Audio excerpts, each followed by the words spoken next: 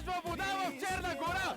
Кой е лъже? Ден 5 от Балканското турне. Тръгнахме от Албания и отиваме в Черна гора. Айде, сърдогорци!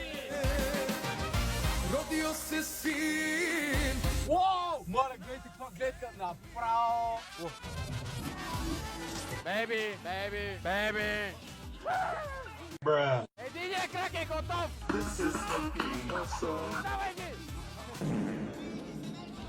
Докато едни работят и се мъчат, други виж какво правят! БМВ. Лаптопа! Откраднаха ми жената ми откраднаха. Толка!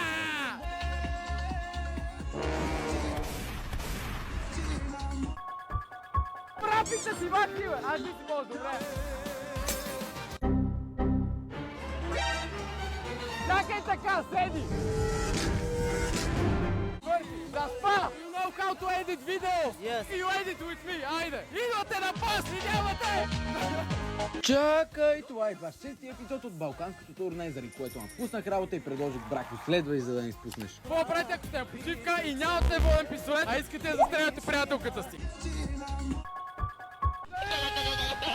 Трябва ви един кадър, където се правите, че я стреляте.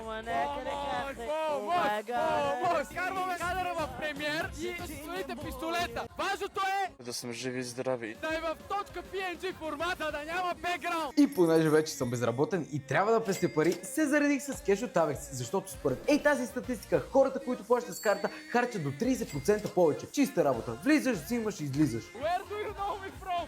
Morocco! Не! I'm not from Morocco, bro! I'm from Bulgaria! Карвате си пистолета! Му разбирам. И с кейфреймове го нагласяте да не бега много, като ръката ви. Малка ни е фамилия! Кой е фамилия? След това сваляте това видео, което е пръскане. I want to represent Amsterdam. И също него с кейфреймове го нагласяте. И ето това е финалният резултат.